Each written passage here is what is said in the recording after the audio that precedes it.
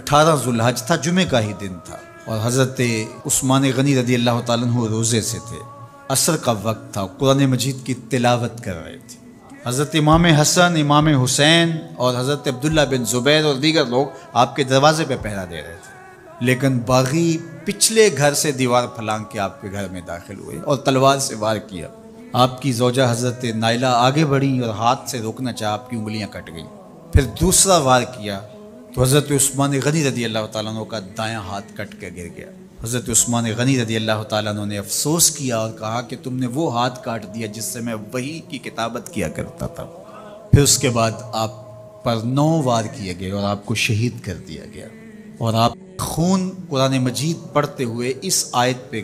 گرا، فَسَيَكْفِيكَهُمُ اللَّهُ وَهُوَ السَّمِيعُ الْعَلِيمُ۔ تو حضرت عثمان غنی رضی اللہ تعالیٰ عنہ مظلوم شہید کیے گئے، بھوکے اور پیاسے شہید کیے گئے،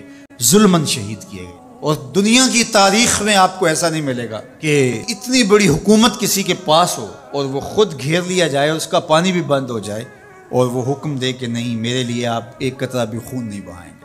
بلکہ آپ کے غلاموں نے جب تلواریں اٹھا لی تو آپ نے فرمایا کہ میرا حکم ہے کہ تم تلواریں نیچے رکھو، بلکہ میں تمہیں یہ آفر دیتا ہوں کہ جو غلام لڑے گا نہیں اور یہ میرے سے عہد کرتا ہے وہ آزاد ہے۔ حضرت ابو ہریرہ رضی اللہ تعالیٰ عنہ، حالانکہ یہ پڑھنے پڑھانے والے لوگ تھے، لیکن وہ بھی تلوار لے کے حضرت عثمان غنی کے دفاع میں آ گئے، لیکن حضرت ابو ہریرہ رضی اللہ تعالیٰ عنہ کو بھی حضرت عثمان غنی روک دیتے۔ تو حضرت عثمان غنی رضی اللہ تعالیٰ عنہ مظلوم شہید کیے گئے۔